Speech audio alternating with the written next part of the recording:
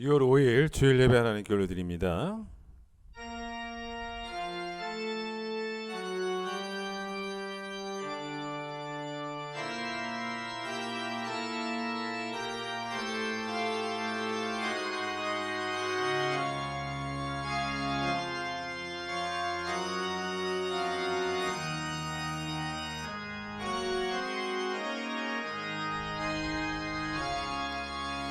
온 땅에 여호와께 즐거운 찬송을 부를지어다. 기쁨으로 여호와를 섬기며 노래하면서 그 앞에 나아갈지어다. 감사함으로 그의 문에 들어가며 찬송함으로 그의 궁정에 들어가서 그에게 감사하며 그의 이름을 송축할지어다. 아멘.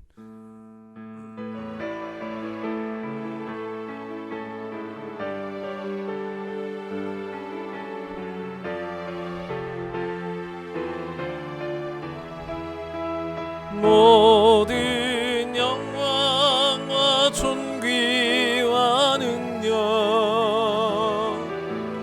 받으소서 받으소서. 영광과 존귀와 능력 받으소서 받으소서. 그리스도 살아계신 하나님, 우리의 죄를 고백합니다.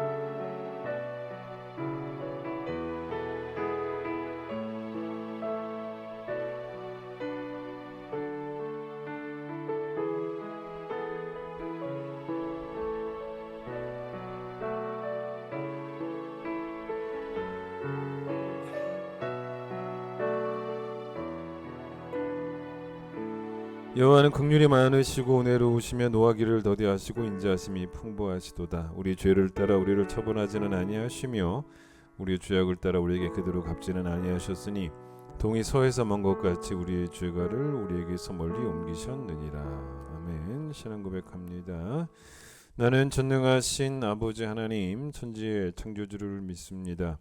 나는 그의 유일하신 아들 우리 주 예수 그리스도를 믿습니다.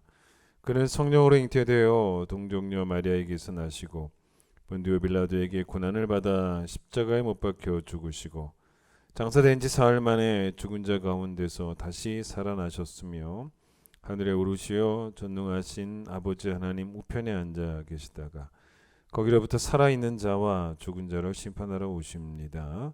나는 성령을 믿으며 거룩한 공교회와 성도의 교제와 죄를 용서받는 것과 몸의 부활과 영생을 믿습니다. 아멘. 570장입니다.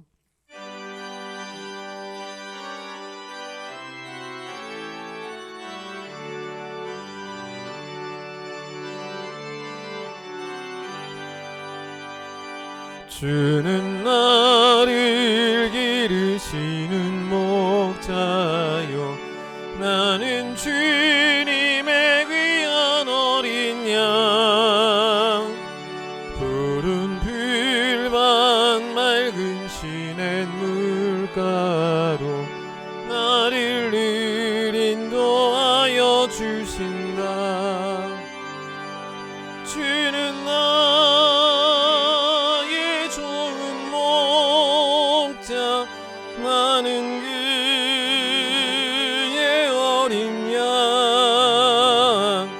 저를 따라 꿀을 먹여주시니 내게 부족함 전혀 없어라. 예쁜 새들 노래하는 아침과 노을 비키는 고운 황혼에 사랑하는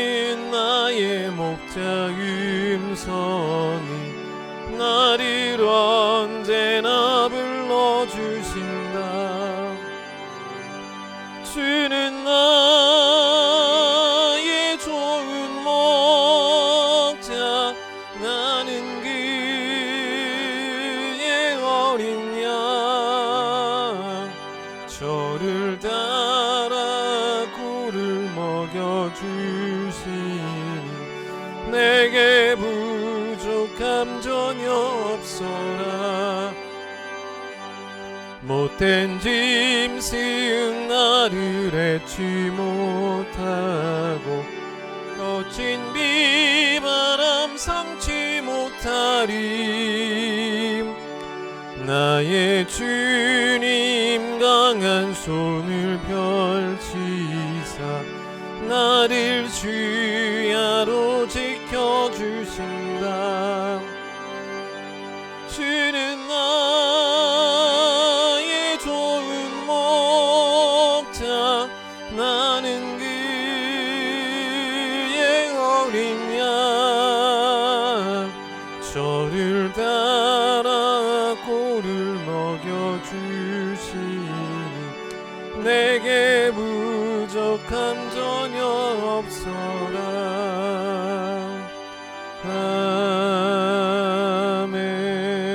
아멘. 사무엘상 2장을 보겠습니다.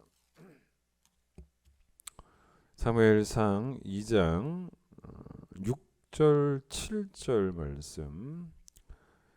사무엘상 2장 6절 7절 제가 읽도록 하겠습니다.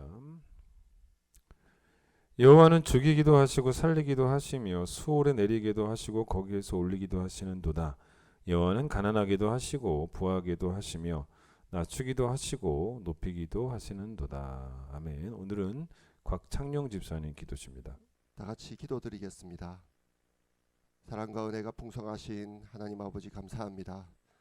태초부터 저희를 천국 백성으로 선택하여 주셔서 주님의 사랑을 알게 하여 주시고 십자가 보혈의 구원으로 속죄함을 받아 이 세상 살아가는 동안 평생을 주님께 감사하며 살아가게 하여 주심을 감사합니다. 세상 속에 살아간 일주일을 돌아보게 될 때 주신 사랑을 갚지 못하고 이웃과 하나님을 사랑하는 데 부족하였음을 고백합니다. 성경의 가르침을 잊고 기도로 주님 앞에 서지 못했음을 회개합니다. 믿는 성도로서의 거룩한 삶을 살아감으로 세상 정욕에 굴복하지 않고 진리만을 바라며 승리하는 주님의 제자로 살게 하옵소서. 큰 기쁜 교회를 사랑하셔서 교회를 통해 평온한 하나의 지체로 사랑하는 은혜 주심을 감사합니다. 10년 동안 교회를 통해 부어주신 주님의 사랑을 돌아볼 때에 더욱 교회를 섬기고 성도를 사랑할 수밖에 없음을 고백합니다. 이젠 교회들이 세상 사람들이 손가락질하고 걱정하는 곳으로 변해갈 때에 큰 기쁜 교회는 초대의 교회의 사랑과 섬김이 있게 하시고 바른 말씀으로 가르치게 하시며 예배를 통해서 은혜 받으며 회개하며 주님께 온전히 영광 돌릴 수 있게 해주심을 감사합니다. 저희 교회를 통해서 상처받은 영혼들이 위로받게 하시며 말씀을 통해 깊고도 높고 넓은 주님의 은혜를 나타내는 교회 되게 하옵소서. 교회의 성도가 하나의 지체와 가족 되길 기도합니다. 교회의 모든 모임 속에서 주님의 사랑을 발견하게 하시며 말씀의 권면함으로 세상 속에서 느끼지 못하는 사랑을 알게 하옵소서. 특히 남녀 구역, 부부 구역으로 더욱 깊은 성도의 교제가 있게 하시며 먼저 된 자, 나중 된 자 구분 없이 단 하나의 진리와 한결같은 사랑을 나누게 하시며 때로는 다른 사랑과 다른 상황 속에서도 서로 이해함으로 더 깊은 성도 간의 사랑을 나누게 하옵소서. 세우신 구역장을 통해서 진리의 말씀을 전하며 구역원 간의 사랑이 초대교회의 성도의 모습처럼 부족함 없이 서로 나누는 그런 하나의 가족 되게 하옵소서. 교회 학교를 위해서 기도합니다. 긴 코로나 기간이 지나가고 올여름엔 모든 교육부서가 여름 수련회 성경학교를 계획하고 있습니다. 청년부부터 유치부까지 모든 교회학교 학생과 아이들에게 주님을 인격적으로 만나게 하여 주시옵소서. 전도사님, 부장집사님 그리고 모든 선생님들이 하나의 마음으로 헌신하며 지혜 주셔서 주님의 은혜가 가득하여 기억나는 이번 여름이 되게 하옵소서. 청년들과 아이들이 믿음을 자랑하고 말씀의 진리를 알아가서 두려움 없이 한 걸음 한 걸음 구별된 제자로 자라게 하옵소서. 저희 교회의 미래가 밝고 건강한 교회가 되도록 교회학교 학교가 주님 보시기에 기쁘게 자라나게 하옵소서. 김석한 목사님과 사모님 그리고 그 가정을 위해서 기도합니다. 바른 말씀을 가르치는데 한순간도 틀어짐 없게 하시며 주신 말씀의 깨달음과 사모함이 매일매일 샘솟게 하시며 예배드림의 열정과 하나님과 교통하는 기도의 영성을 이어가게 하시며 주님의 말씀을 대안하는데 하나도 부족함 없게 하옵소서. 사모님과 두 자녀에게도 넘치는 사랑과 평온함 주셔서 기쁨과 행복이 넘치게 하시며 모든 성도들에게 사랑을 받으며 그 사랑을 나누는 가족 되게 하옵소서. 이 시간 말씀을 들으려 합니다. 찬양대를 포함한 예배를 준비하는 모든 이들에게 그 수고함이 열매 맺게 하시고 말씀을 듣는 순간 악한 마귀 틈타지 않게 하시며 말씀이 저희 삶 속에 녹아 행하게 하옵소서. 이 모든 영광 홀로 받아 주시옵소서. 이 모든 말씀 십자가 보혈 예수 그리스도 이름으로 기도합니다. 아멘.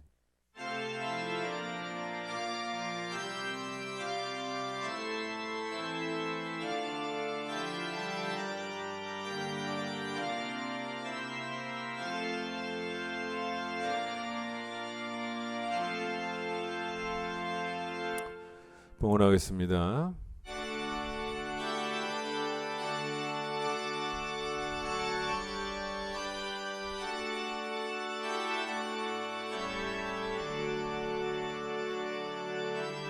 내게 있는 모든 것을 아낌없이 드리네. 사랑하고 의지하며 주만 따라 살리라. 주께 드리네. 주께 드리네.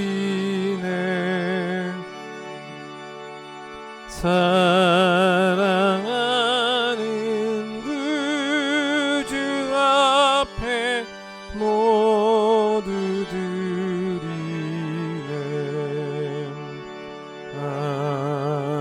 아멘.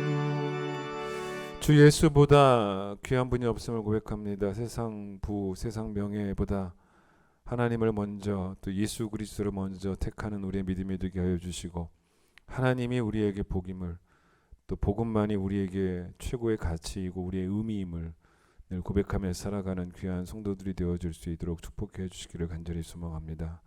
상한 마음을 고치시는 하나님께서 오늘 예배를 통해 우리를 만나주시고 메마른 심령 가운데 성령의 담비를 내려주시는 하나님께서 우리 사모하는 심령을 좋은 것으로 채워주셔서 오늘도 은혜의 부유함을 누리는 귀한 시간 될 수 있도록 축복하여 주시옵소서. 주님께 귀한 예물을 드립니다. 정성을 다하여 준비한 10의 1과 또 선교와 구제를 위한 헌금과 감사 헌금과 주정 헌금 주께서 받아주시기를 소망합니다.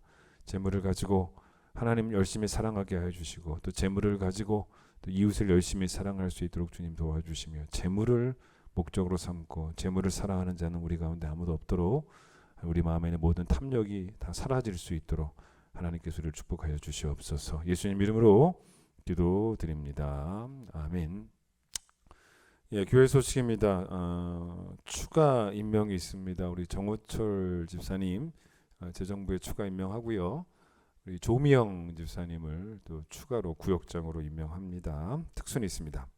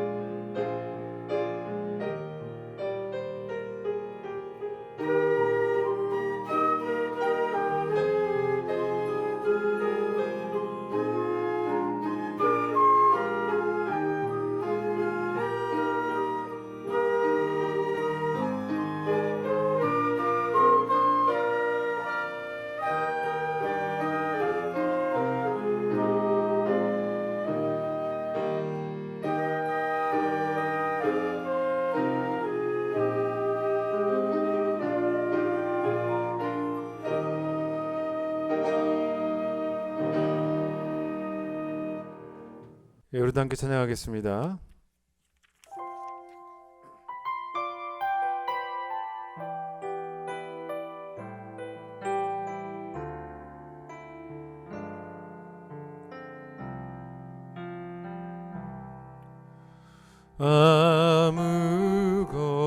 아무것도 두려워 말라. 주 나의 하나님이 지켜주시네. 놀라지 마라, 겁내지 마라. 주님 나를 지켜주시네. 아무것도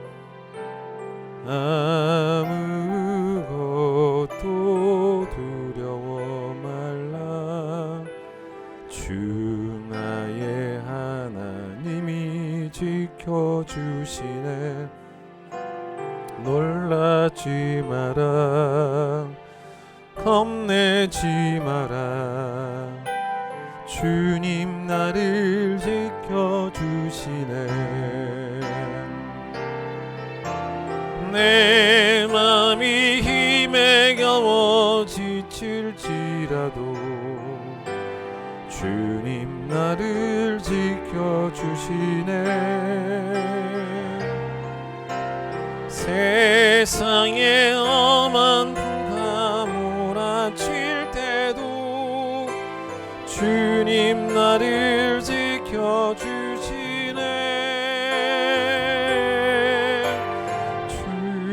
주님은 나의 산성, 주님은 나의 요새,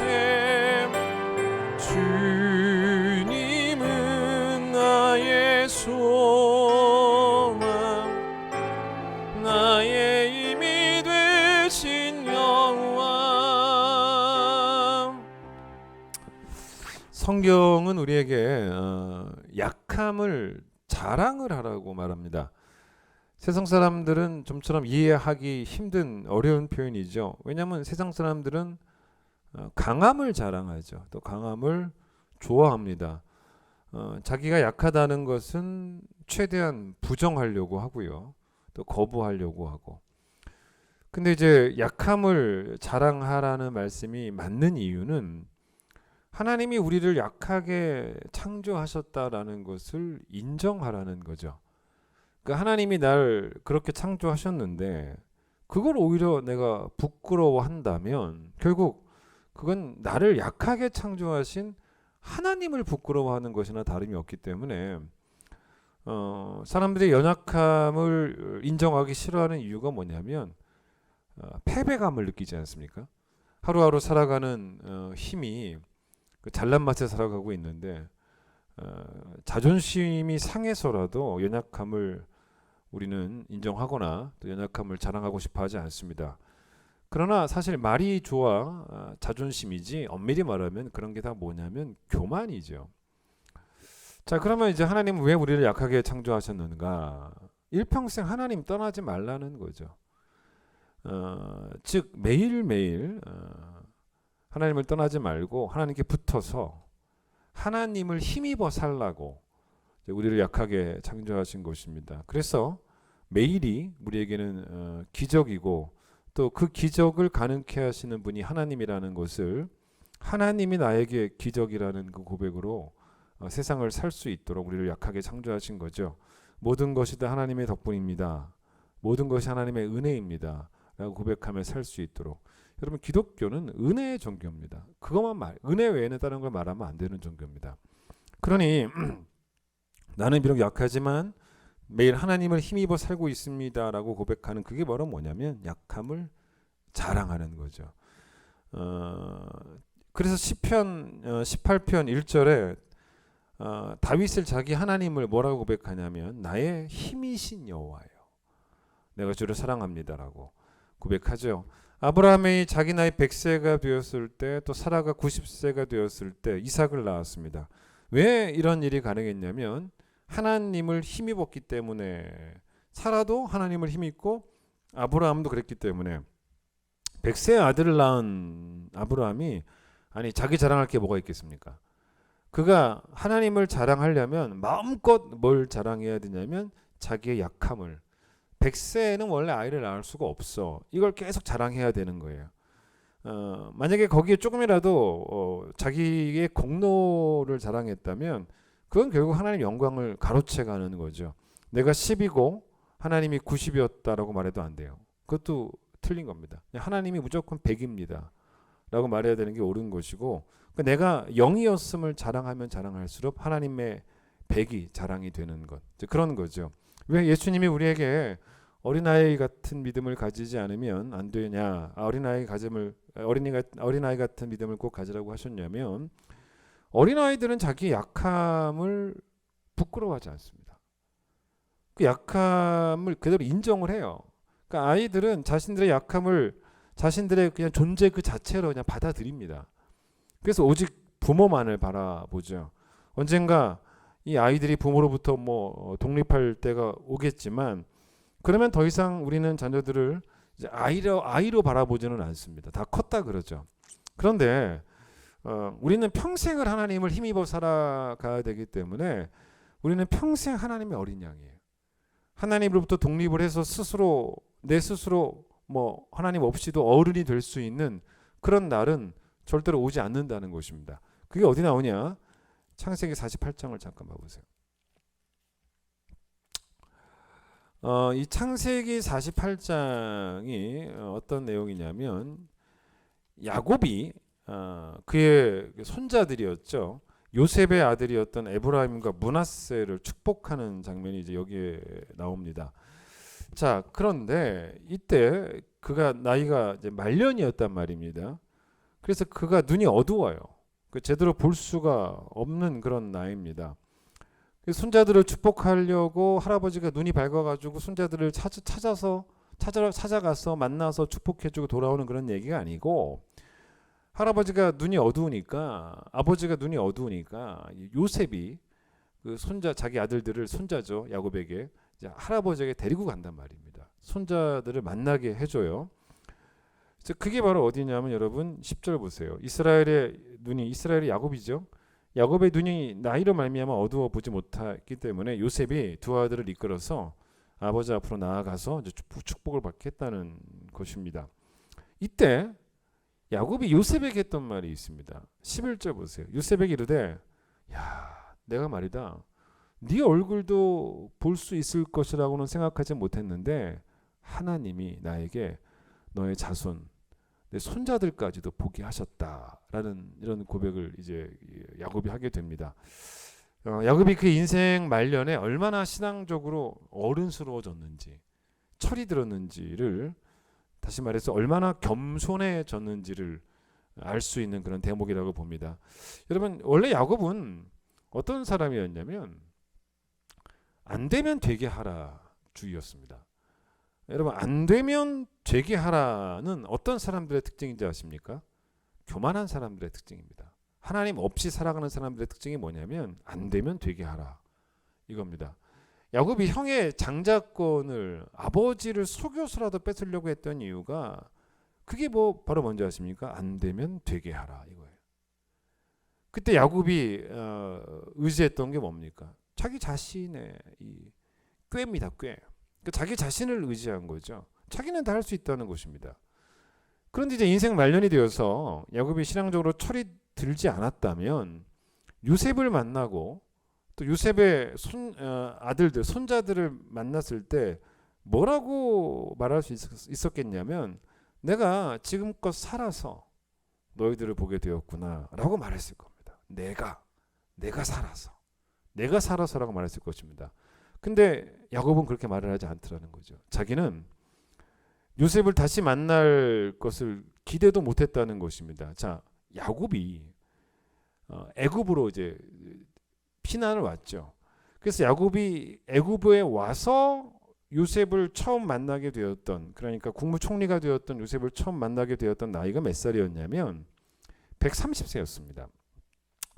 그리고 야곱이 그 이후에 애굽에서 얼마를 더 사냐면 17년을 더 삽니다. 그래서 147세에 죽습니다.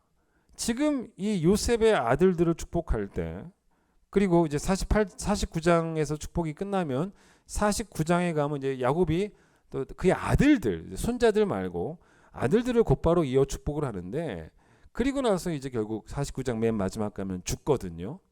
근데 이때 야곱의 나이가 몇 살이었겠습니까? 여러분, 야곱의 나이가 이때 몇 살이었냐면 147세였습니다. 어디를 보시냐면 47장 28절 보세요. 47장 28절을 보시면 야곱이 애굽 땅에 17년을 거주하였으니 그때 그의 나이가 147세였다는 것입니다. 그러니까 147세, 완전히 할아버지죠. 그 노년에 자식들을 축복을 했던 이제 그런 장면입니다. 그래서 이제 야곱이 지금 다시 창세기 48장 11절 보세요. 이 말이 뭐냐면, 첫 번째 이야기는 뭐냐면 자기가 130세까지 살 줄도 몰랐다는 거예요. 다 은혜였다는 거죠. 또 자기가 147세까지 살 줄 더더욱 몰랐다는 것입니다. 그래서 여러분, 야곱이 뭐라고 요셉에게 말합니까? 내가 너의 자손들을 보게 되었구나 라고 말하지 않습니다. 정확하게 표현하죠. 하나님이 나에게 너의 자손까지 보게 하셨다 라고 이렇게 말을 합니다. 하나님이 나를 생존시키셨다. 내가 건강해서 내 자손들을 보게 되었다라고 말하지 않고, 내 존재는 연약함 그 자체지만 내가 147세까지 하나님을 힘입어 생존하게 되었다, 이렇게 말했다는 거죠. 게다가 이 147세 노인이 자기를 뭐라고 표현하는지를 또 보셔야 돼요. 여러분, 147세여도 하나님을 힘입어 살아간다면, 그런 점에서 늘 147세 할아버지도 뭔지 아십니까? 하나님 앞에서는 어린아이예요. 어린아이라는 겁니다. 그래서 이걸 어떻게 표현합니까? 얼마 전에 봤죠? 15절 다시 한번 보세요. 이렇게 표현하지 않습니까? 끝에 보세요. 에브라임과 므낫세를 축복할 때 자기 하나님이 뭐라 그럽니까? 나의 출생으로부터 지금까지 나를 모아신 하나님. 기르신이라는 표현이, 이게 기르신이라는 말은 내가 어린아이라는 거예요. 147세도, 아니 147세가 아니더라도 100세도, 아니 100세가 아니더라도 50살이어도 똑같아요. 그래서 우리가 오늘 부른 찬송가 570장, 원래 이 찬송이 주는 나를 기르시는 목자여 나는 주님의 귀한 어린 양, 이 찬송이 이제 찬송과 이렇게 주제별로 묶여 있지 않습니까? 이 찬송이 어디에 있냐면 어린이 찬송에 묶여 있습니다. 주제가 어린이입니다. 어린이 주일에 부르는 찬양이죠. 근데 여러분, 사실 가만 이 찬양 가사를 보면요, 사실은 어린이를 위한 찬양이 아니에요. 이 본문을 보시면 돼요. 어린이를 포함한 모든 성도들을 위한 찬양입니다. 거기 뭐라고 합니까? 주는 나의 좋은 목자, 나는 그의 어린 양. 여러분 가정에는 애들만 어린 양이 아니에요. 우리도 어린 양이에요. 여러분이 몇 살까지 살든지, 몇 살에 하나님께서 여러분을 천국으로 부르시든지 간에 평생 하나님을 힘입어 살아간다라는 그 생존의 원칙은 일평생 바뀌지가 않습니다. 그러니 우리는 평생 하나님의 어린 양일 뿐이라는 거죠. 여러분, 오늘 이 표현에서 겸손한 사람의 언어를 배우세요. 야곱의 언어를 배우셔야 됩니다. 늘 주어가 내가 아니라 하나님인 사람이 겸손한 사람입니다. 여러분에게 꼭 필요한 믿음이 바로 어떤 믿음이냐면, 당장 오늘부터 당장 필요한 믿음이 어떤 믿음이냐면 주어가 바뀌는 믿음이에요. 주어를 내가 아니라 하나님으로 고백할 수 있는. 그래서 야곱이 창세기 이 지금 본문에서 고백했던 것처럼 내가 죽지 않고 살아서 너희들을 보게 되었다가 아니라 하나님이 나를 생존케 하셔서, 이제 그렇게 표현하는, 이제 그게 이제 맞는 거죠. 여러분, 창세기 32장에 야곱이 야복 강가에서 하나님의 천사와 씨름을 합니다. 근데 이제 그 씨름을 한 다음에 하나님이 이름을 바꿔 주신단 말입니다. 그 이름이 뭐냐면 야곱에서 이스라엘로 바꿔 주신단 말입니다. 근데 여러분, 원래 이스라엘의 뜻이 뭐냐면 하나님과 겨루어서 씨름해서 이겼다라는 뜻입니다. 근데 여러분, 이 의미가 야곱이 하나님의 천사와 씨름을 해서 또 결국 하나님의 천사와 씨름했다는 것을 하나님과 씨름했다라고도 말을 하니까, 하나님과 씨름해서 이길 정도로 야곱이 더 힘이 셌다라는 의미가 아니라는 거죠. 그 야곱이 이긴 씨름이 어떤 씨름이었는지를 생각해 보십시오. 하나님이 하나님의 천사를 붙잡는 손을 놓지 않았던 씨름이었습니다. 어느 정도의 씨름이었냐면요. 동이 틀 때까지 그걸 붙잡았다 그래요. 그러니까 밤 꼴딱 샌 겁니다. 밤을 꼴딱 새면서 붙잡았던 씨름이었다는 것입니다. 근데 여러분 하나님의 천사가 생각해 보세요. 야곱의 손을 떨쳐 버릴 수만 있다면 얼마든지 떨쳐 버릴 수 있습니다. 그냥 한번 탁 쳐버리면 되는 거죠. 예? 여러분 그러면 이게 누구의 승리겠습니까? 우리가 표면적으로 봐서는 그러면 하나님의 천사의 승리고 하나님의 승리인데, 근데 야곱이 계속 붙잡고 있으니까 그 모양새가 어땠냐면 천사가 뭐라고 그냥 부탁을 해요. 이제 날이 샜는데, 이제 아침 새벽까지 됐는데 제발 나로 좀 가게 해달라. 이 손 좀 놔달라. 이런 말을 한 거죠. 여러분 이래서 야곱이 이겼다는 거예요. 그때 여러분 야곱이 했던 그 유명한 말이 하나 있지 않습니까? 그 손을 안 놓잖아요. 안 놓고 뭐라 그럽니까? 당신이 내게 축복하지 않으면 가게 하지 않겠습니다. 여러분 하나님의 천사가 힘이 없어서 능력이 없어서 야곱의 손을 떨쳐버리지 못했던 건 아니겠죠. 하나님이 힘이 없어서 떨쳐버리지 못했던 건 아니겠죠. 엄밀히 말하면 하나님의 천사든 아니면 하나님이든 야곱이 꽉 붙잡고 있었던 그 손을 즐긴 거죠. 그 기뻐한 겁니다. 게다가 이 씨름 중에 하나님의 천사가 뭘 하냐면 야곱의 환도뼈를 일부러 부러뜨립니다. 그런데 야곱이 이 천사를 붙잡은 손이 환도뼈가 부러졌으니까 더 약해질 수밖에 없어요. 그럼에도 불구하고 야곱은 손을 절대로 놓지 않습니다. 그러니까 하나님의 천사는 야곱에게 한 가지를 더 깨닫게 한 거죠. 뭘 깨닫게 한 거냐면 너는 약한 존재다라는 거예요. 그걸 또 가르쳐 주려고 너의 그 실존 자체가 스스로 제대로 걸을 수가 없고 하나님을 지팡이 삼지 않으면 쩔뚝거릴 수밖에 없는 그런 존재다. 그런데 이 약한 존재가 살려면 하나님이라고 하는 지팡이를, 하나님을 절대로 놓으면 안 된다고. 그렇게 해서 야곱이 끝까지 동이 틀 때까지 천사를 붙잡은 것을 하나님은 뭐라고 말씀하신 것이냐면 네가 날 이겼다라고. 하나님은 기분 좋게 져 주신 거예요. 져 주신 겁니다. 하나님은 결국 하나님의 패배를 즐기신 거예요. 너무 행복하셨어요. 그 패배가. 왜냐? 하나님은 하나님에게만 복달라고 하는, 그렇게 하나님께만 매달리는 그런 믿음을 너무 좋아하세요. 하나님만 힘입는 그 믿음을 너무 좋아하셨기 때문에 하나님은 그 믿음을 통해 영광을 받으시기 때문에 그래서 하나님은 야곱에게 기분 좋게 져주신 거예요. 여러분 그래서 결국 야곱의 승리는 다른 승리가 아닙니다. 하나님에게만 소망을 두는 믿음의 승리였다는 것입니다. 그러니 결국 야곱의 승리는 가만 보면 야곱의 승리가 아니라 야곱의 교만을 꺾으신 하나님의 승리인 거예요. 결국은. 그러니 결국 이스라엘이라는 이름의 뜻, 그게 바로 뭡니까? 하나님과 겨루어 이겼다라는 말의 그 이스라엘의 민족의 이름의 뜻은 뭐냐면 하나님만을 힘입어 살아가는 민족이라는 말입니다.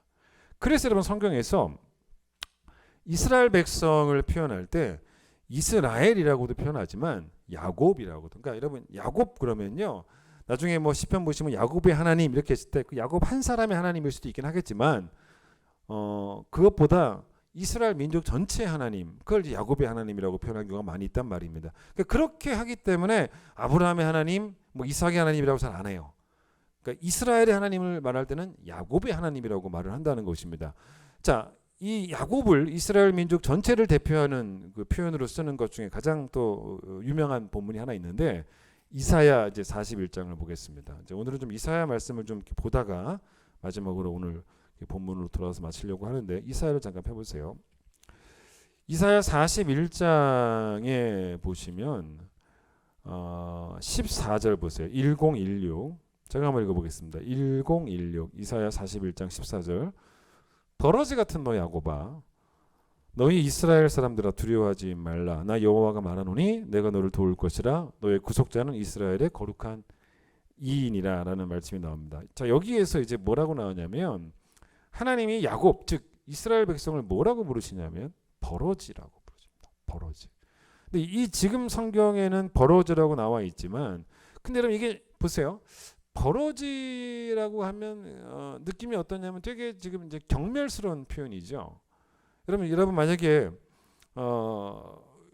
누군가에게 여러분한테 여러분의 버러지라고 불러보십시오. 그럼 얼마나 기분 나쁩니까?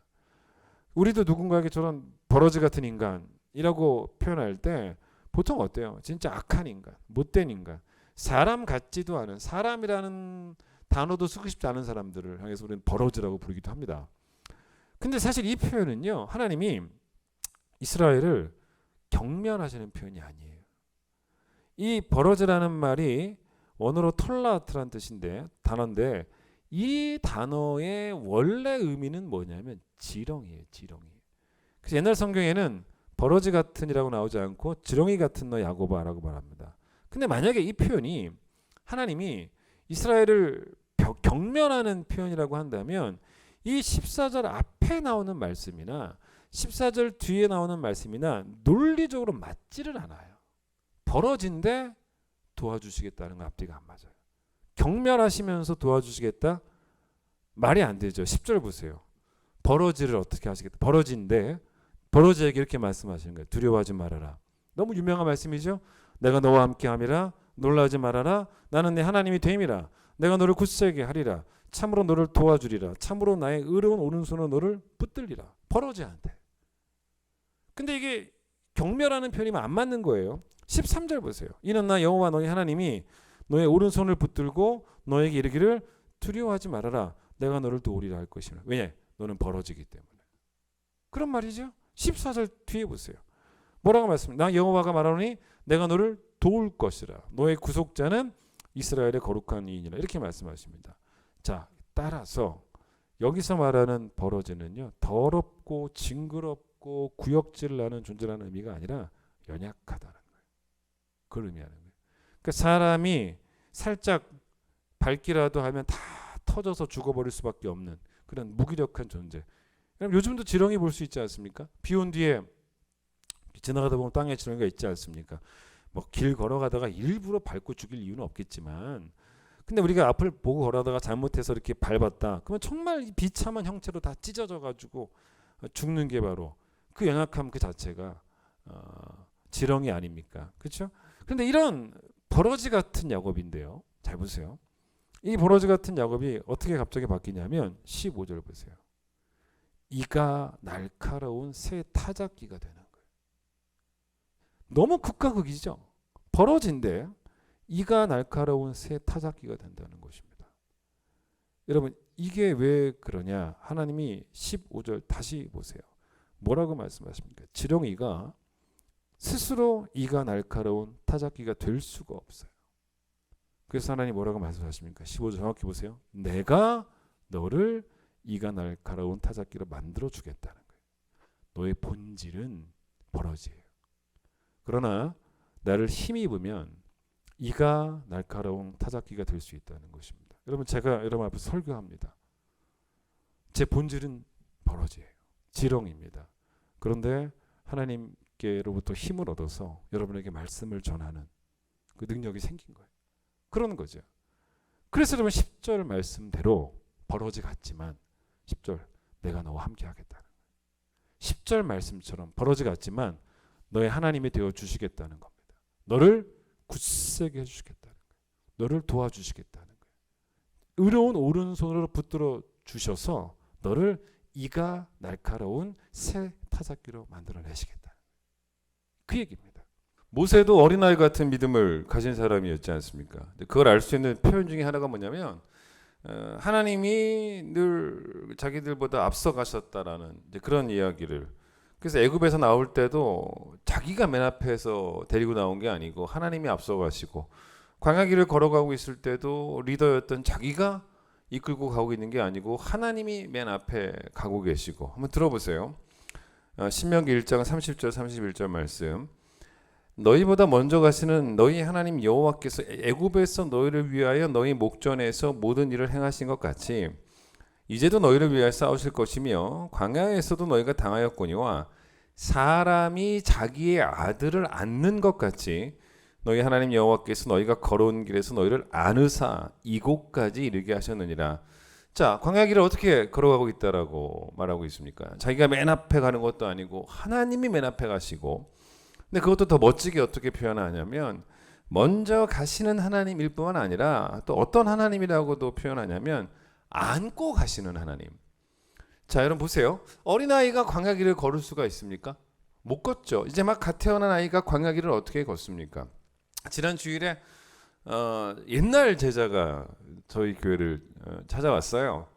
그 옛날에 제가 명성교회 제일 처음 사역할 때 가르쳤던 제 제자인데 그때 중2 아이였습니다. 근데 이 아이가 다 커서 뭐 장성한 어른이 돼서 결혼해서 아내를 얻고 또 아이를 낳고 그래서 아이를 데리고 이제 온 거죠. 멀리서 왔어요. 제가 이제 제 방에서 축복 기도도 해주고 또 우리 교회에서 예배드리고 갔는데 그 조그만 아이가 지원이라는 아이인데 그 아이가 멀리서 올 때 이 아이가 운전해서 왔습니까? 아니, 말도 안 되는 거죠. 자, 이제 막 태어난 어린아이가 광야길을 걸어갈 수 있는 방법이 없는 건 아니에요. 있습니다. 어떻게 하면 되냐면 부모를 힘 입으면 되는 거예요. 부모 품에 안기면 되죠. 부모가 안고 가면 돼요. 그래서 모세는 이스라엘 백성에게 우리가 광야길을 걸을 때 광야의 길을 내시면서 사막의 강을 내시면서까지 우리를 안고 가시는 하나님을 이야기했다는 거죠. 그러니까 여러분 한 발짝도 걸을 수 없는 사람이 걷지 못하는 걸 부끄러워하는 게 아닙니다. 걷지 못하는 걸 마음껏 자랑을 하는 거예요. 나 못 걷는다, 나 못 걷는다 자랑하는 거예요. 그게 약함을 자랑하는 겁니다. 그런데 나 못 걷는데 여러분 어떻게 됐습니까? 여기까지 와 있잖아요. 걷지 못하는데 와 있어요. 여러분 그러면 나는 못 걷는데 와 있다라고 생각해 보세요. 그러면 내가 못 걷는 걸 자랑하면 자랑할수록 여기까지 안고 오신 하나님의 이름이 자랑이 되어지는 거예요. 이 말씀이 어디 나오냐? 이사야 46장을 보세요. 제가 한번 읽어보겠습니다. 이사야 46장 1절로 4절을 한번 읽어보겠습니다. 벨은 엎드러졌고 느보는 구부러졌도다. 그들의 우상들은 짐승과 가축에게 실렸으니 너희가 떠매고 다니던 그것들이 피곤한 짐승의 무거운 짐이 되었도다. 그들은 구부러졌고 그들은 일제히 엎드러졌으므로 그 짐을 구하여 내지 못하고 자기들도 잡혀갔느니라. 야곱의 집이여 이스라엘 집에 남은 모든 자여 내게 들을지어다. 배에서 태어남으로부터 내게 안겼고 배에서 남으로부터 내게 업힌 너희여 너희가 노년에 이르기까지 내가 그리 하겠고 백발이 되기까지 내가 너희를 품을 것이라. 내가 지었은즉 내가 업을 것이고 내가 품고 구하여 내리라. 여러분 잘 보십시오. 이게 뭐랑 비교하는지 아십니까? 잘 보세요. 3절도 야곱의 집이라고 하죠. 그러니까 이 말씀은 결국 이스라엘 백성들에게 하신 말씀 아니겠습니까? 내용이 뭡니까? 3절로 4절 내용이 뭡니까? 출생부터 노년에 이르기까지 출생부터 죽을 때까지 매일매일 하나님을 힘입고 산다는 거죠. 하나님이 안고 업고 기르신다는 거예요. 그런데 이걸 1절과 2절과 비교를 하는 거예요. 우상이 어떤 존재냐? 사람이 안아야 돼요. 사람이 업어야 된다는 것입니다. 근데 살아계신 하나님은 우리가 안고 우리가 업고 가야 될 분이 아니고 우리를 안고 우리를 업고 가시는 분이다. 여러분 예수님은 산상수훈에서 제일 처음 시작하시면서 제일 중요한 믿음을 말하죠. 그게 뭐라 그럽니까? 마음이 가난한 자가 되라고. 그게 복이 있다고. 여기서 말하는 당연히 마음의 가난함은 겸손이죠. 근데 그런 의미에서 여러분 교만은 마음이 부유한 자라고 말할 수 있죠. 그럼 교만한 거죠. 가난한 자의 반대니까. 자 그렇게 따지면요, 사실 여러분 고난이라는 게 꼭 나쁜 것이다라고만 말할 수는 없습니다. 그래서 유명한 말이 있죠. C.S. 루이스가 고난에 대해서 뭐라고 말했냐면 고난은 재앙이 아니고 하나님의 메가폰이다라는 말을 C.S. 루이스가 하지 않습니까? 자 여러분 내가 교만하다는 건 결국 뭐냐면 귀가 멀었다는 거예요. 여러분 하느님마다 잘 되는 사람, 여러분 남편이든 여러분 주변 사람이든 간에 인생의 쓴맛을 좀처럼 보지 못한 사람들 교회 안 오잖아요. 늘 단맛만 뭐 맨날 승승장구하고 뭐 아쉬울 게 없고 늘 뭐 어디 가든 잘 되고 여러분 그런 사람들이 하나님을 예배하는 일은 진짜 힘든 일이에요. 점점 이런 사람들은 이제 자기를 예배하죠. 내가 마치 하나님이나 된 듯이. 근데 여기서 이제 그렇게 막 이제 교만한 마음들이 생길 때 그럴 때 꼭 그런 사람에게 필요한 게 있어요. 그게 바로 뭐냐면 하면 된다가 아니라 해도 안 된다라는 걸 꼭 만나야 돼요. 그게 바로 고난이에요. 고난이 필요한 거예요. 그런 사람한테. 그래서 내 삶의 모든 모든 부분을 다 내가 컨트롤 할 줄 알고 살았거든요. 나 어른이라 이거예요. 내가 못하는 게 뭐가 있다는. 내가 다 컨트롤 합니다. 그래서 교회 안 나오는 거예요. 내가 다 컨트롤 하니까. 그런데 그런 사람들 꼭 어떻게 돼야 되냐면 내가 컨트롤할 수 없는 한계를 만나야 하나님께 돌아올 수 있는 거예요. 저는 이제 새벽 기도를 인도해야 되기 때문에 늘 이 알람 소리에 민감합니다. 전날 아무리 막 피곤했던 날이어도 그럼 이제 깊은 잠에 숙면을 취할 수 있게 되겠지만 그래도 또 알람 소리는 들려요. 그래서 그 듣고 이제 깨어서 일어나게 됩니다. 들리죠. 들리는 게 필요한 거죠. 여러분 교만은 뭐냐면 귀가 먹은 거예요. 교만은 물론 눈도 먼 겁니다. 말 그대로 뭔지 아십니까? 배는 것도 없고 들리는 것도 없는 사람들이에요. 막 나가는 사람들이죠. 자기 잘난 맛에 막 나가는, 교회도 안 오고 지멋대로 살고 뭐 그냥 뭐 승승장구하는 사람들. 여러분 그런 사람이 알람에 놀라 깨듯이 잠자고 있던 나에게 정말 자기 잘난 맛에 잘 나가고 있던 그 자기에게 누군가 메가폰을 들고 와서 여러분 잠자고 있을 때 누가 와서 메가폰 들고 일어나세요라고 하면 깜짝 놀라듯이 하나님은 귀가 먹어서 교만해진, 영적으로 그게 침체된 거예요. 그 교만이 영적 침체입니다. 영적으로 패망의 길을 걷고 있는 거죠. 그런 영적으로 잠든 우리를 깨우기 위해서라도 우리의 귀에 주와 같은 분이 없다라는 것을 들려주시는 거예요. 하나님만이 하나님이심을 크게 말씀하시려고. 다른 거로 못 듣는 거예요. 못 들으니까 하나님만이 하나님이시다, 넌 하나님이 아니다 라는 소리를 듣게 만드시게 하기 위해서 하나님은 고난의 카드를 쓰신다는 거예요. 네? 그래서 부유해진 우리의 마음을 낮추시는, 가난하게 만드시려고 고난을 투입시켜 버리시는 그런 하나님이라고 성경은 말하고 있다는 것입니다. 농사를 짓는 분들이 이렇게 곁순을 제거한다라는 말 여러분 들어보셨죠? 토마토 농사를 이렇게 짓는다면 원줄기가 하나 이렇게 있지 않습니까? 그 원줄기가 이렇게 있으면 줄기 하나만 쭉 나가면 좋겠지만 그러지 않아요. 원줄기가 이렇게 있으면 잎이 나지 않습니까? 근데 줄기와 잎 사이에 또 줄기가 또 나요. 그걸 곁순이라고 합니다. 근데 이제 이 곁순을 가만 놔두면 어떻게 되냐면 거기서 계속 여기도 곁순 나고 저기도 곁순 나고 나면 막 줄기가 무성해져요. 그러면 이제 꽃이 많이 피죠. 여러 줄기에서 꽃이 피지 않겠습니까? 꽃 피면 또 열매를 맺게 되죠. 열매가 많이 맺힙니다. 그럼 여러분 생각해 보세요. 열매가 많이 맺히면 좋은 거 아니냐? 그럼 곁순 제거하지 말고 열매를 많이 맺게 하면 되지 않겠냐라고 생각할지 모르겠지만 농부들은 그렇게 안 해요. 곁순을 다 제거합니다. 원줄기만 남겨요. 여러분 그리고 어느 정도까지냐면 원줄기도 막 자라고 있지 않습니까? 그 맨 위에 한참 자라면요 더 이상 자라지 못하도록 생장점도 잘라버립니다. 그렇게 농사를 짓습니다. 여러분 왜 그렇게 하는지 아십니까? 가지가 많아지고 줄기가 많아지고 잎이 많아지고 또 뭐 열매 꽃이 많이 피고 열매가 많이 맺혀도 땅의 영양분이 그 모든 열매들을 잘 자라게 해줄 수 있을 만큼 충분하지 않다는 거예요. 땅의 영양분에는 한계가 있다는 것입니다. 그러니 아까워하지 말고 과감하게 곁순을 다 제거해서 원줄기에서 나오는 열매들만을 위주로 영양분을 줄기 하나에만 집중을 시켜서 더 좋은 품질의, 더 크고 좋은 품질의 토마토를 얻는 농사를 하라 이거죠. 자, 제가 얘기를 왜 하냐? 우리 하나님은 이런 땅과 같은 분이 아니에요. 하나님은 그렇게 우리 모두에게 힘이 되어 주시기에 부족한 분이 아니라는 것입니다. 하나님을 성경은 뭐라 그러냐면 마르지 않는 샘과 같은 분이다라고 말합니다. 우리 모두가, 우리 성도 모두가 하나님을 힘입어 살아가기에 하나님조차도 너무 많은 사람들의 의지할 바가 되어 주시기에는 힘이 부족한 그런 분이 아니라는 것입니다. 그게 바로 이사야 40장이에요. 찾아보겠습니다.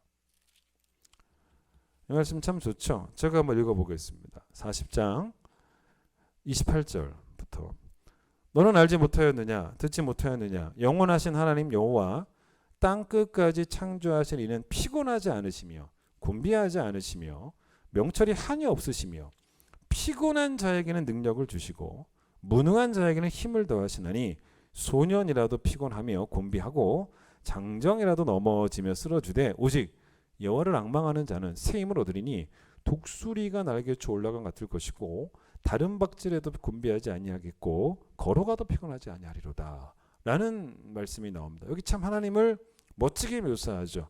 하나님은 어떤 분이라고 묘사합니까? 28절 마르지 않는 분이라는 거예요.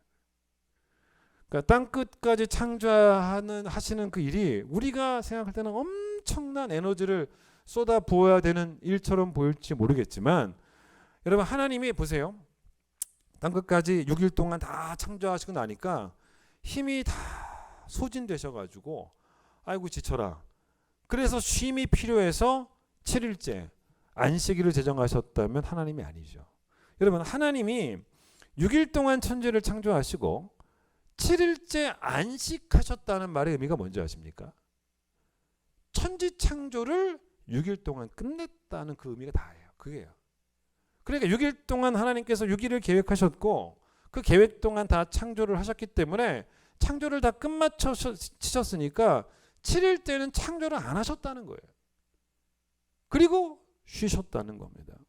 물론 정확히 말하면 쉬신 것도 아니죠. 그 창조물을 유지하셨죠. 계속.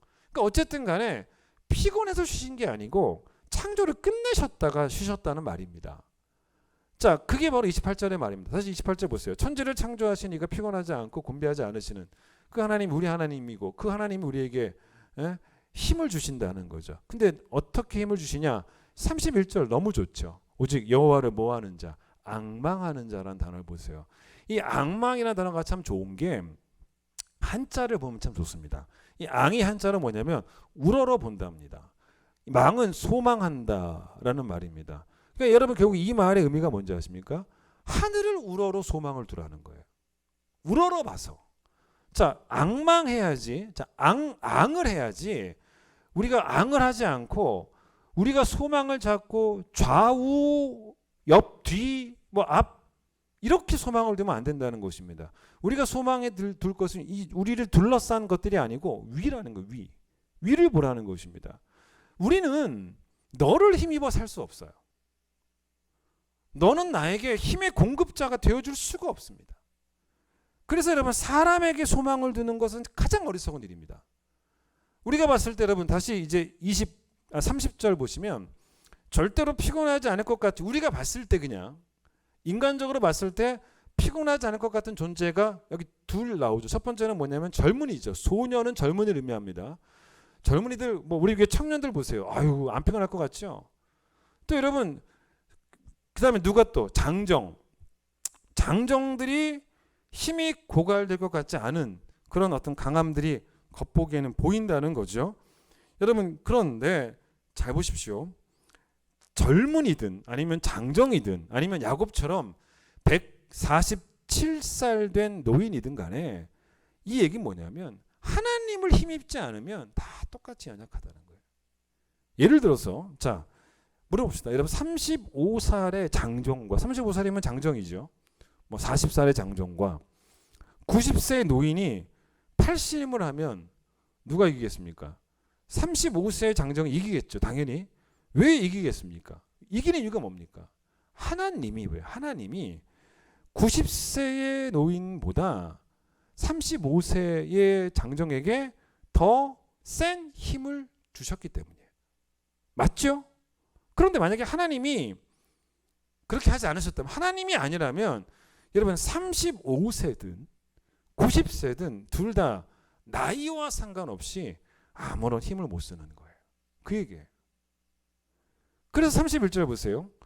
하나님을 앙망하며 하나님을 힘입어 사는 우리가 어떤 존재가 될 수 있다라고 이사야가 말을 하냐면 일부러 순서를 뭐부터 하는지 아십니까? 센 것부터 제시하는 거예요. 센 거. 그럼 센 게 뭡니까? 제일 센 게 뭡니까? 날아가는 거죠. 그죠? 그 다음 센 게 뭡니까? 다른 박질하는 거죠. 그리고 그 다음 센 게 뭡니까? 걸어가는 거죠. 여러분 걸어가는 것보다 뭐가 더 세요? 달려가는 게 더 세지 않습니까? 달려가는 것보다 뭐가 더 세요? 날아가는 게 더 세죠. 여러분 저는 지금 거의 수준이 뭐 아직 조금은 달려갈 수 있지만 날아가지는 못하고요. 뭐 우리 어르신들은 걷는 것도 힘들지 않습니까? 그렇죠? 그런 이야기죠. 여러분 이게 뭔 말인지 아십니까?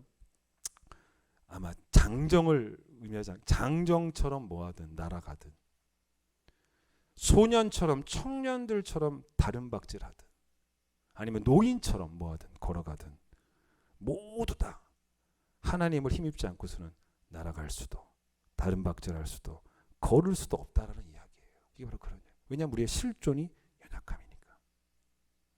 그럼 오늘 본문을 보겠습니다. 이 본문은 우리가 너무 오해를 하는 말씀입니다. 이게 참 많은 사람들에게 오해를 불러일으키는 말씀 중에 하나가 뭐냐면 이게 한 맺힌 한나 이야기 같지 않습니까? 분인나는 아이를 많이 낳는데 한나는 아이를 낳지 못해서 그래서 마치 이제 분인나가 자기의 경쟁 상대였는데 마치 패배한 경쟁 상대에게 밀린 여인이 너무 한 맺혀서 이를 갈면서 했던 기도. 사실은 사무엘상 1장만 보면 그런 느낌이에요. 그렇게 오해할 수 있습니다. 근데 이제 사무엘상 2장은 한나가 사무엘을 낳고 난 다음에 했던 기도인데 이렇게 사무엘상 2장을 이렇게 읽어보시면 한나에 대한 우리의 생각이 오해였다라는 걸 알 수 있습니다. 자, 여러분 아이를 보세요. 낳았죠. 분인나든 결국 한나도 낳았죠. 근데 아이를 낳는 것은 누구도 스스로 낳을 수는 없고요. 하나님이 태를 여시면 즉 하나님을 힘입어야지만 낳을 수 있는 거예요. 근데 만약에 보세요. 여러분 잘 들어보세요. 하나님이 태를 여시지 않았다면 우리 가정에 그건 하나님이 무능해서가 아니라 하나님의 뜻이 태를 열어주시는 게 아니기 때문이라는 것입니다. 그래서 한나는 뭘 알았냐면 하나님의 뜻은 늘 선하다라는 것을 알았습니다. 우리 입장에서는 우리가 기도한 대로 응답이 되지 않으면 하나님이 거절하신 것 같고 하나님이 우리에게 노라고 아니오라고 말씀하신 것 같지만 하나님은 그렇잖아요. 하나님 입장에서는 우리에게 하셨던 그 아니오마저도 모두 다 우리를 향한 예입니다. 하나님은 우리를 향해서 다 예라고 하시는 분입니다. 그걸 한나가 알았어요. 자기가 비록 지금 아이를 낳았지만 그게 고백이 6절입니다. 보세요. 여호와는 죽이기도 하시고 살리기도 하시고 수월에 내리기도 하시고 거기에 올라가기도 하시고 여호와는 가난하게도 하시고 부하기도 하시고 낮추기도 하시고 높이기도 하신다는 것입니다. 그렇죠? 자, 그런데 이 기도문은요. 만약에 한나가 사무엘을 얻지 못해서도 똑같은 기도예요. 그때도 안 바뀔 거예요. 똑같은 기도 내용을 합니다. 여러분 사무엘을 얻고 얻지 않고 간에 2장의 기도는 제가 보기에는 안 바뀌었어요. 특별히 여러분 이 2장의 기도에서 한나가 분인나를 상징하면서 했던 기도들이 있습니다. 그게 뭔지 아십니까? 10절 보세요. 분인나는 바로 누구냐면 여호와를 대적하는 자라는 거예요. 자기보다 아이를 먼저 낳은 사람이 아니고 여호와를 대적하는 자예요. 왜요? 한나의 분인나의 문제점은 뭐냐면 자기가 하나님을 힘입어 아이를 낳았음에도 불구하고 마치 스스로 잘나서 한나보다 잘나서 아이를 낳았다라고 생각했던 사람이었기 때문에 3절 보세요. 그래서 분인나를 어떤 사람이라고 한나가 말하냐면 교만한 말을 하는 사람, 오만한 말을 하는 사람이라고 표현한 거죠. 그리고 이 본문을 보시면 한나가 교만한 사람의 예를 듭니다. 4절 보세요. 용사의 활은 꺾이고요. 누가 교만합니까? 용사예요. 활을 자랑하는 사람. 넘어진 자는 힘으로 띠를 띠도다. 넘어진 자를 일으키시는 겸손한 자죠. 그 다음 보세요. 5절 보세요. 누가 교만한 자입니까? 풍족하던 자들이 교만한 자들이에요. 근데 반대로 겸손한 자는 줄이던 자들이죠. 그렇게 따지면. 그 다음에 5절 또 보세요. 누가 교만한 자입니까? 많은 자녀를 둔 자예요. 그죠? 반대로 누가 전에 임신하지 못한 자는 겸손한 자인 거죠. 이렇게 비교합니다. 그렇죠? 왜 그럽니까? 다시 4절 용사의 활을 의지하고 스스로의 힘을 의지하는 자, 또 풍족한 자, 스스로의 힘으로 부자가 된 줄 아는 자, 또 자녀를 많이 둔 자, 스스로의 힘으로 자녀를 많이 뒀다고 생각하는 바로 그런 사람들. 이 교만은 반드시 10절 가세요. 하나님의 심판을 받는다는 것입니다. 하나님이 제일 미워하시는 죄가 하나님 자리를 빼앗는 교만이기 때문에 10절 여호와를 대적하는 자는 산산이 깨지고 하늘에서 우레로 그들을 하나님이 치신다는 것입니다. 9절 끝의 표현처럼 힘으로 하나님을 이길 사람은 아무도 없어요. 무슨 말입니까? 마치 한나가 하나님보다도 분인나가 자기가 하나님보다 더 힘이 센 줄 착각을 했다는 거였겠죠. 하나님은 우리의 힘으로 이길 수 있는 분이 아니라 우리의 힘이 되시는 분입니다. 하나님은 우리의 힘의 근원이세요. 여러분, 우리는 약합니다. 그러나 하나님은 전능하시고 그 하나님이 나와 함께 하시기 때문에 우리는 정말로 다행인 인생을 사는 거예요. 우리는 안전한 인생을 사는 것입니다. 그렇게 나에게 말해주고 너에게 말해주면서 서로 만날 때마다 우리 약함만을 자랑하는 그런 귀한 교회가 우리 큰 기쁨 교회 되기를 간절히 소망합니다. 찬양하겠습니다.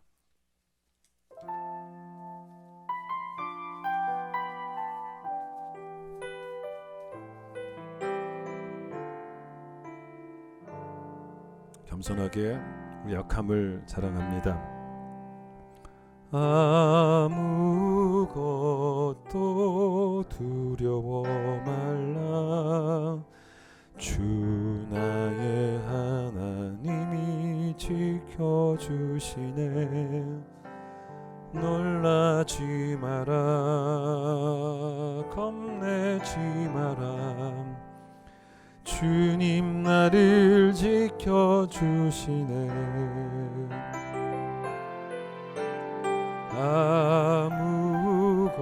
아무것도 두려워 말라. 주 나의 하나님이 지켜주시네. 놀라지 마라, 겁내지 마라. 주님 나를 지켜주시네. 내 맘이 힘에 겨워 지칠지라도 주님 나를 지켜주시네. 세상에 험한 풍파 몰아칠 때도 주님 나를 지켜주시네.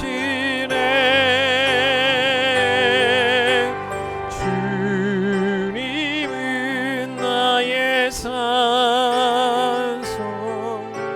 주님은 나의 요새,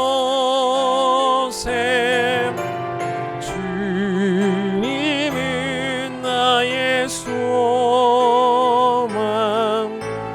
나의 힘이 되신 여호와. 내 맘이 힘에 겨워 지칠지라도, 내 맘이 힘에 겨워 지칠지라도 주님 나를 지켜주시네. 세상에 험한 풍파 몰아칠 때도 주님 나를 지켜주시네.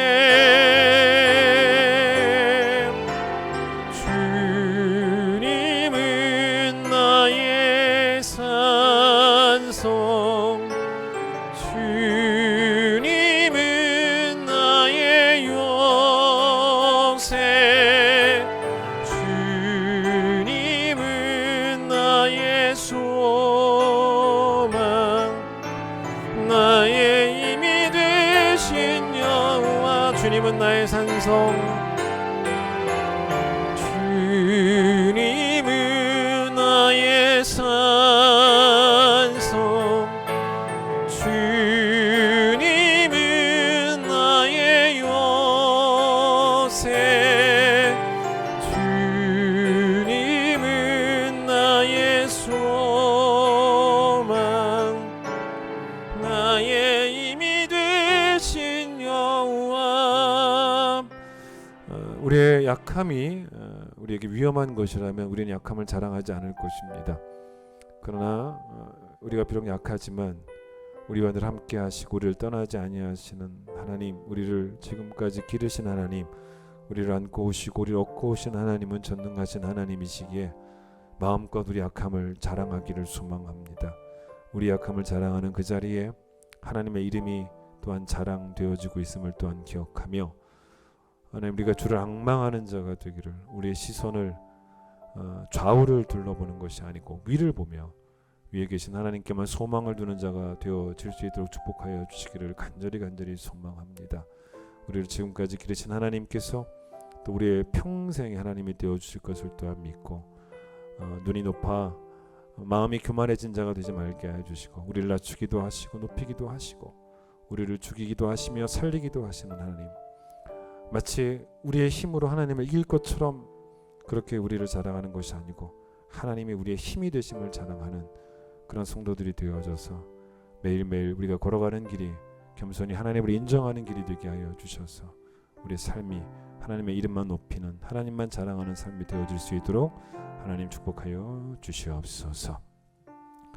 이제는 예수님의 놀라우신 은혜와 하나님의 사랑과 성령의 역사하심이 매일매일 하나님을 힘입어 살기를 원하는 모든 성도들 위해 함께하여 주시기를 간절히 축원하옵나이다. 아멘.